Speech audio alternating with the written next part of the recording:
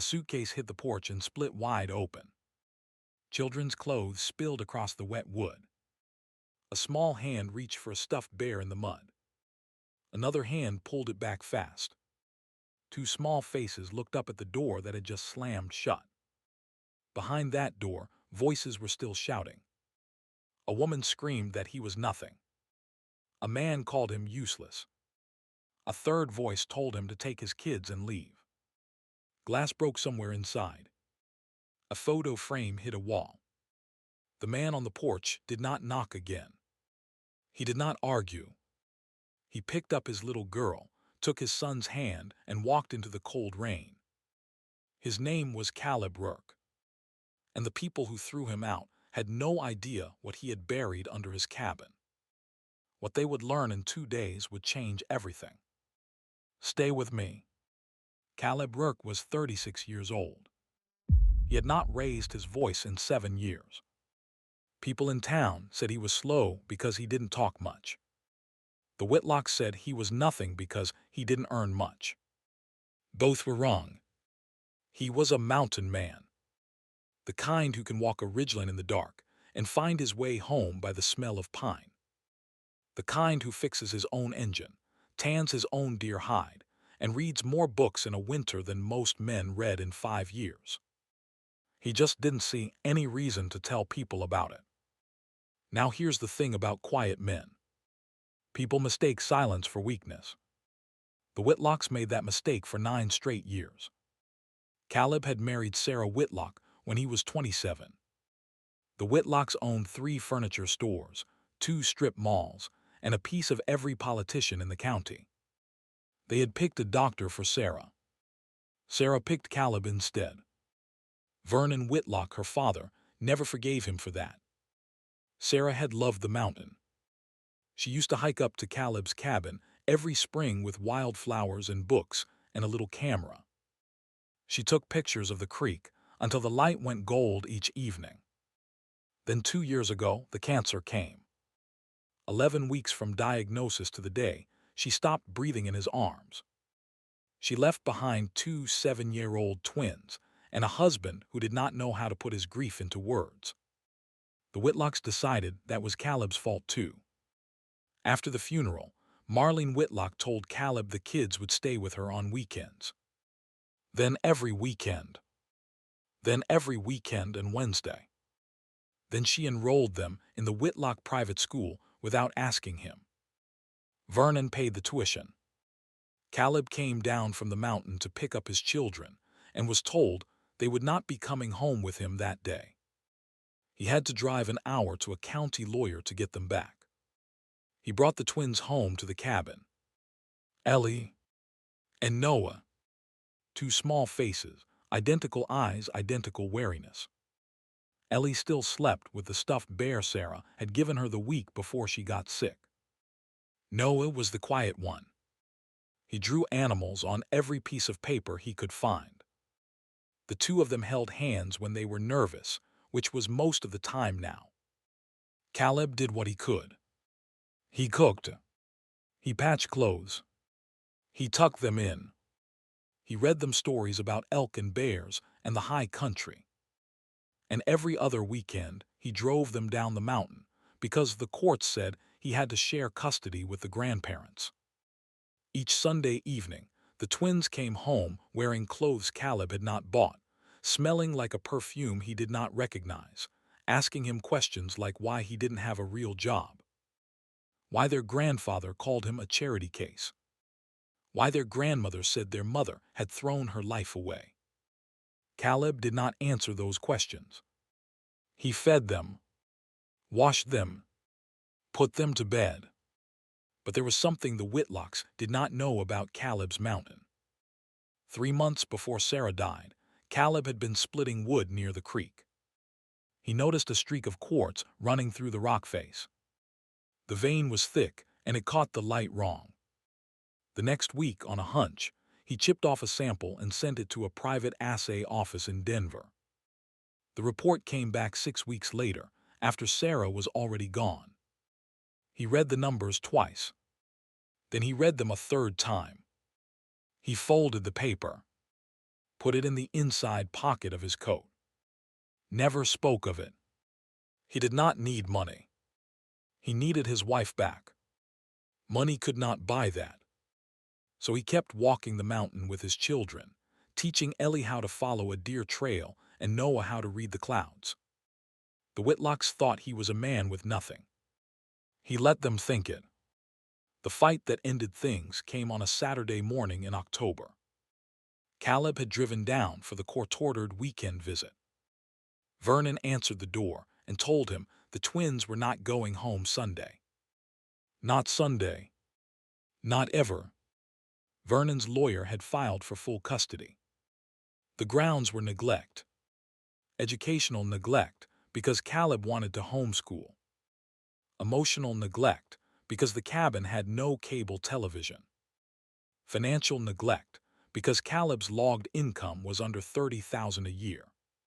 Caleb did not argue on the porch. He did not yell. He bent down, told Ellie and Noah to get in the truck, and walked them down the driveway. Marlene came out screaming that he was kidnapping them. Kyle Whitlock, Sarah's brother, blocked the truck door with his shoulder. That's when Marlene threw the suitcase. That's the moment you saw at the start. That's where the story really begins. The drive up the mountain took 40 minutes. Caleb did not say a word the whole way. Ellie cried into her stuffed bear. Noah stared out the window, watching the rain run sideways across the glass. The twins did not ask questions. They knew their father. When he went silent like that, the world was about to change. He pulled the truck up to the cabin a little after 4. He carried the twins inside one at a time. He built a fire. He made grilled cheese sandwiches. He read them a chapter of a book about a boy who lived alone in the mountains. Both of them were asleep before he reached the end of the chapter. Then he sat down at the kitchen table. He took the assay report out of his coat pocket. He flattened it on the wood. He looked at the numbers again. Vein concentration. Estimated reserve. Estimated value, low end. The low end was over $40 million. He had known. For 2 years he had known. And the knowing had not changed a single thing about how he raised his children. But now the Whitlocks had moved against him in court, and a man cannot fight an army with empty hands. Not even a quiet man. So Caleb did 3 things that night. First, he opened a metal lockbox under the floorboards. He took out a phone. A second phone, not the one the Whitlocks knew about. He dialed a number he had memorized 2 years earlier and never used. The voice that answered was older. Weathered. A man named Briggs. Caleb's mother's brother. A retired mining engineer in Boulder who had spent 40 years filing claims for other people. Briggs had been the one who mailed the assay sample for Caleb. The only living person besides Caleb who knew what was under that mountain. Caleb told him it was time. Briggs said he would be on the road by sunrise. Second, Caleb opened a folder he had kept hidden in the rafters. Inside the folder were letters. Letters from Sarah from before she got sick. Letters about her father. About her brother. About the things she had seen growing up in that house. A girl raised by a man like Vernon Whitlock learns to write things down, in case she ever needs proof. Sarah had left those letters with Caleb, sealed, because she knew her family would not let her go quietly when she chose him. She had been right. Third, Caleb walked outside in the rain and checked 4 small wooden boxes nailed high in the trees around the cabin. Each box held a small camera. Each camera was motion-activated. Each one fed to a hard drive in the cabin and a backup drive in the lockbox. He had installed them 18 months ago, after the first time Vernon's lawyer sent a strange man up the road. He did not trust those people. He had not trusted them since the funeral. The next morning, Sunday, the deputy came up the mountain. The deputy was a young man named Hollis. He was polite. He stayed on the porch. He held a folder of papers in one hand and his hat in the other. He told Caleb the Whitlocks had filed an emergency custody motion at 6 that morning. The hearing was set for Monday at 1. Caleb was ordered to appear with the children. Failure to appear would be considered abandonment. Caleb signed the receipt, thanked the deputy, closed the door. Then he sat the twins down at the kitchen table and told them in plain words what was happening. He did not lie to his children. He never had. He told them the grandparents were trying to take them away. He told them he was going to fight it. He told them they were not going anywhere. He told them they had to be brave for one more day. Ellie cried. Noah did not. Noah stood up, walked to the window, and asked if they were going to lose the cabin too. Caleb told him no. He told him the cabin was theirs. He believed it when he said it. Sunday afternoon, Caleb drove the twins down to a small office in town that did not have the Whitlock name on it. The lawyer was a woman named Reyes. Briggs had referred her 3 months earlier, just in case. Reyes had been quietly preparing for exactly this Sunday for 90 days. She had every Whitlock court filing tracked. She had a forensic accountant on the bank records. She had a private investigator on Vernon. She had a copy of Sarah's letters notarized. She had the assay report. She had everything except a reason to file. Now she had one. She told Caleb she would be in court Monday at 1. She told him to bring the kids. She told him to bring the bear. She told him to bring himself, clean-shaved, and let her do the talking. She told him the Whitlocks had no idea what was about to walk into that courtroom. For the first time in 2 years, Caleb almost smiled. He drove the twins back up the mountain at dusk. He stopped at a diner for hamburgers. He let Ellie order a milkshake. Noah asked if the bad part was over. Caleb said the bad part was almost over. He believed that too. They got home a little before 9. The cabin was warm. The fire had not gone out. Caleb tucked Ellie into the small bed by the window with her bear under her chin. He tucked Noah into the bed across the room. He kissed both their foreheads. He turned off the lamp. Then he walked back into the kitchen, poured himself a cup of coffee, and sat down at the wooden table he had built with his own hands. The wind was easing. The rain had stopped. He could hear an owl down by the creek. The cabin was quiet. For the first time in 48 hours, his shoulders dropped. He took a long breath. He told himself the lawyer would handle it. He told himself the kids were safe. He told himself that the worst was behind him. He was wrong.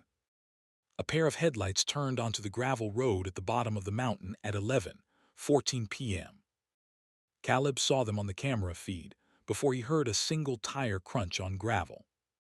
There were 3 vehicles, 2 pickups and a black SUV. They were moving slow, lights low, the way men move when they don't want to be heard. Caleb sat very still in front of the small monitor on the kitchen table. He counted 7 men. 5 came out of the trucks armed with what looked like baseball bats and tire irons. 2 stayed in the SUV. One of the men in the SUV was Vernon Whitlock. The other was Kyle. Now here's the thing about a private custody fight in a small county. It does not require 7 men with bats. So Caleb knew, before the trucks were halfway up the mountain, that the fight had changed shape. This was not about the children anymore. This was about the mountain itself. Someone had told them about the gold. Caleb moved fast. He picked up Ellie out of bed and carried her down a small ladder into the storm cellar under the cabin. He went back for Noah. He set the 2 of them on a cot. He told them to stay quiet, no matter what they heard, and to count to 100 over and over until he came back. Ellie clutched the bear. Noah held her hand. Caleb closed the cellar hatch. He pulled a rug over it. Then he picked up the second phone, dialed a 3-digit number, and gave the dispatcher his exact coordinates and the words "armed home invasion in progress." He did not call the county sheriff. He called the state police. The county sheriff was on Vernon's payroll in 3 different ways, and Caleb had known that for years. He hung up. He walked to the front porch. He sat down in the wooden rocker with a thermos of coffee in one hand and a cell phone in the other. He did not bring a gun. He had learned, a long time ago, that the man holding the gun is always the first one accused of starting it. The trucks came up the last bend at 11:31. They parked in a half circle at the edge of the clearing. Vernon stepped out of the SUV in a long wool coat. Kyle stepped out behind him, holding a tire iron like it was a normal thing to hold at midnight on a Sunday. The 5 other men spread out in a loose line. Local muscle. Caleb recognized 2 of them from a bar fight 3 years ago in town. Vernon walked to the bottom of the porch steps. He smiled. He had a nice smile. He used it on church boards and judges. He used it now. He told Caleb he was here to make an offer. Caleb said nothing. Vernon said he had been informed, through a confidential source, that there was a mineral deposit on this property. Vernon said he had also been informed that the property was tied up in a contested custody case, which made it a very complicated piece of land. Vernon said he was willing to make all of those complications go away in exchange for a quitclaim deed signed tonight. He even had the deed in his coat pocket. He pulled it out and laid it on the bottom step like he was putting bait in a trap. Caleb still said nothing. Vernon's smile cooled. He told Caleb the alternative was not pretty. He told Caleb the children would be in Whitlock custody by tomorrow afternoon either way. He told Caleb that signing tonight at least gave Caleb a chance to walk off this mountain with his pride. He told Caleb that men like Caleb did not get many chances. Then Vernon said the line that mattered. He said Sarah would want this. Caleb stood up. He set the thermos down. He set the phone down face up on the rail of the porch.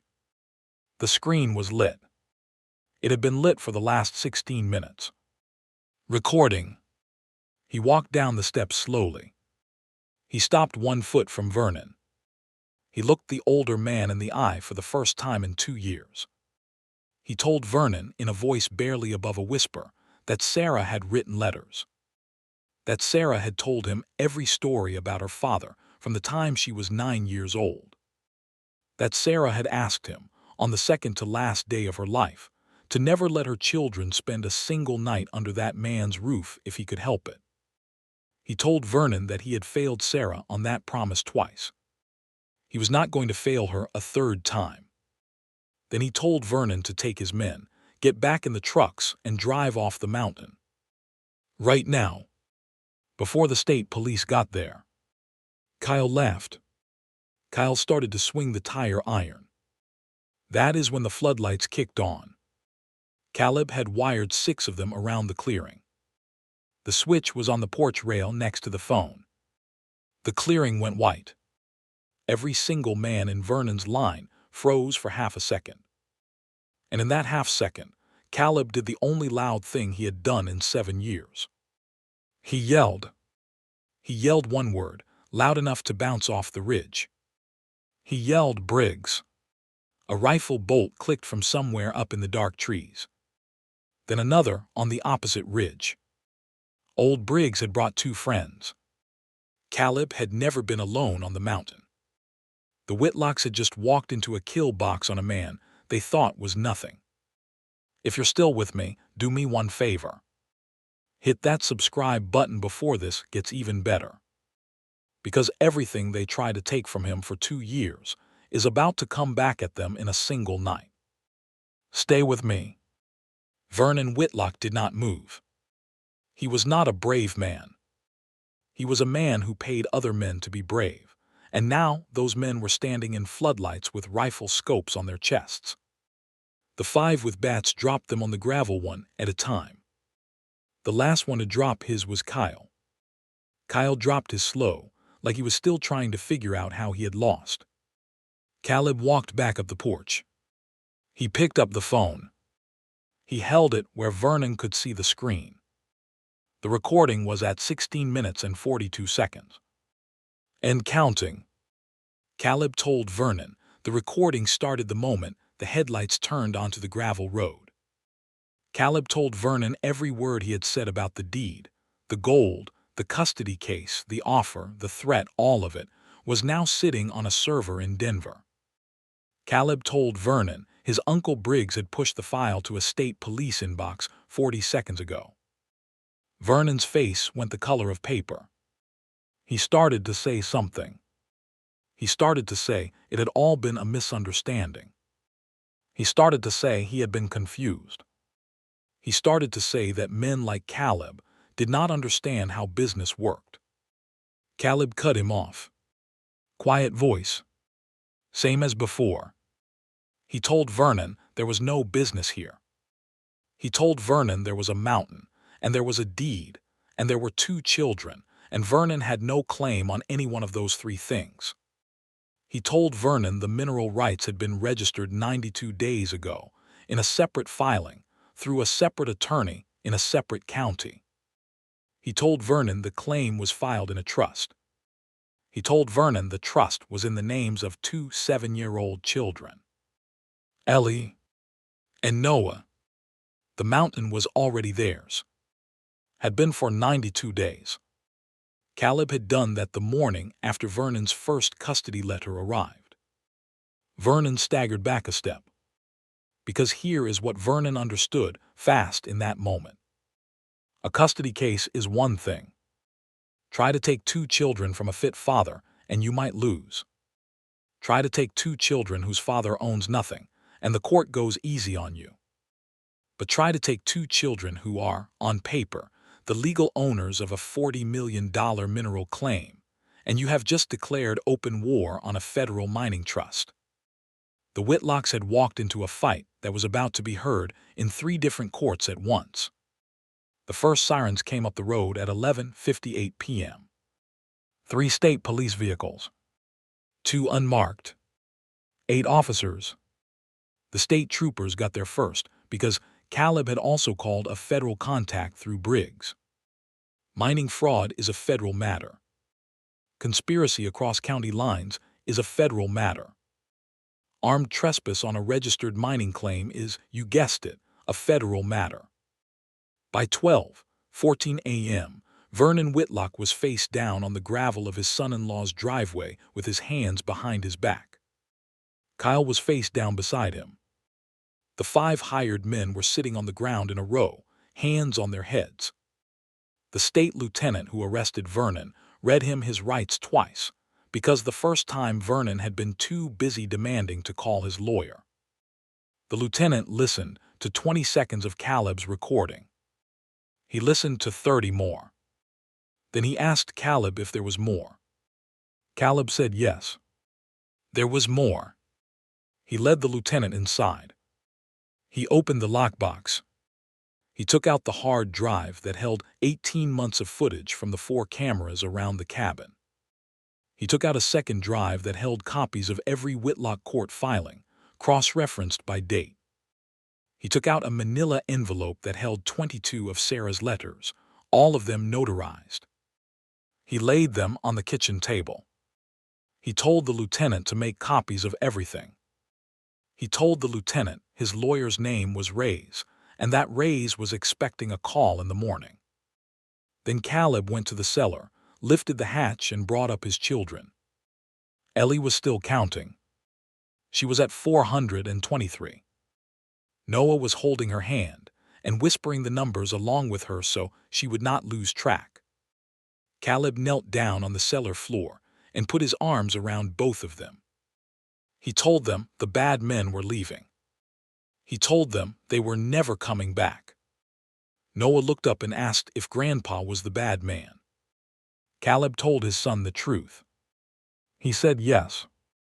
Noah nodded, like he had known, like he had been waiting for someone to confirm it. Ellie did not say anything. She just held her bear and pressed her face into her father's chest. Caleb carried them both back up to the kitchen. The state troopers were already outside loading Vernon and Kyle into the back of a vehicle. Vernon was shouting. Vernon was demanding.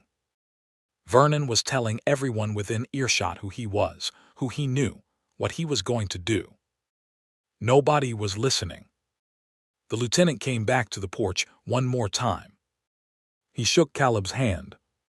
He told Caleb the recording would be enough for an indictment by Tuesday. He told Caleb the federal claim filing was bulletproof. He told Caleb the custody hearing scheduled for tomorrow would be canceled because the man who filed it would be in a cell. Then he told Caleb something he did not have to say. He said, "Mr. Rourke, your wife was lucky to have a husband like you."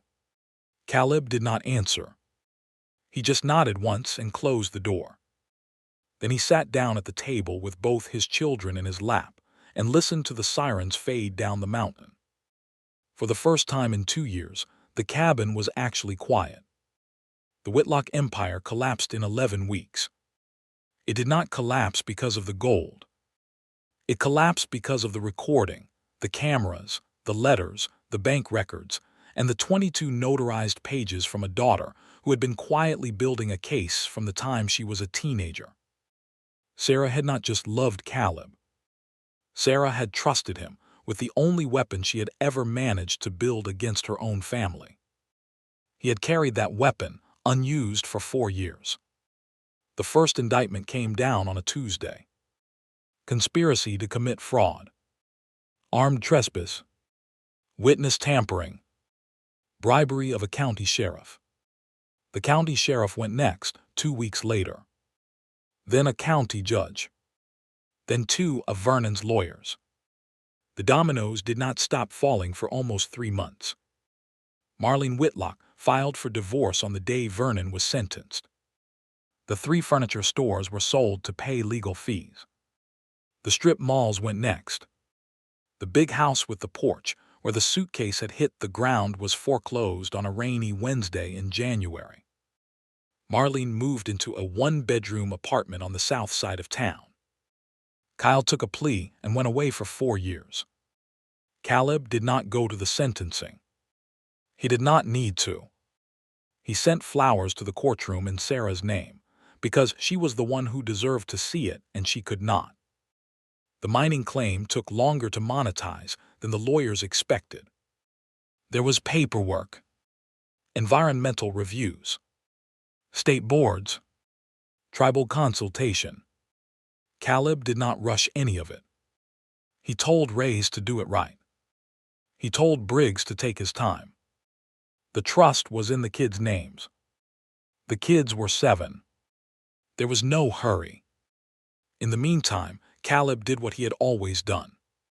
He raised his children. He taught Ellie how to read animal tracks in the snow. He taught Noah how to split kindling without taking a finger off. He homeschooled them both because he had always meant to, and because Reyes had won that argument with the court the morning after Vernon was arrested. He read to them every night. He kept reading them stories about elk and bears and the high country, even after they were old enough to read those stories on their own. He built things. He built a proper bedroom for each twin off the back of the cabin. He built a desk for Noah out of a single slab of pine. He built a rocker for Ellie in the same shape as the one Sarah used to sit in. He built a porch swing big enough for 3. He never built anything fancy. The Rourkes were not fancy people. They never had been. The trust quietly bought a second cabin in a different valley, just for privacy, and it looked exactly like the first one. 2 bedrooms, a wood stove, a creek behind it. That was enough. Once a month, Caleb drove the twins down to see their grandmother. Marlene had asked through a letter if she could see them. Caleb thought about it for 2 weeks. Then he said yes on his terms. One Saturday afternoon a month, in a public diner with him at the next table. He did not forgive Marlene. He did not need to. He just decided that punishing the children for what their grandmother had done was a thing he was not willing to do. Sarah would have wanted that too. The diner visits got easier over time. Marlene cried at the first 3. By the 6th, she just listened to the kids talk. She stopped saying the things she used to say. She had learned the hard way what it cost to say them. Vernon never got a visit. Vernon wrote letters from prison. Caleb burned them in the wood stove without opening them. He let the twins know Vernon had written. He let them choose what to do with the next ones. They both chose the wood stove too. On the 2nd anniversary of the night the suitcase hit the porch, Caleb sat on the porch swing he had built. Ellie was on his right. Noah was on his left. The bear was on Ellie's lap, a little more worn than it used to be, but cleaner, because Caleb had washed the mud off it himself the morning after the eviction and patched a torn ear with a needle and thread. The sun was going gold over the ridge. Same color it had been in Sarah's photos. Caleb did not say anything. Neither did the kids. They watched the light move down the valley until it was gone. Then Ellie asked her father a question. She asked him if he had known about the gold all along. Caleb thought about how to answer. He thought about it for a long time. Then he told her the truth, the same way he had always told them the truth. He said yes. He had known. Ellie thought about that. Then she asked him why he had never told her. Caleb looked at his daughter. He told her that gold did not raise children. He told her people raised children.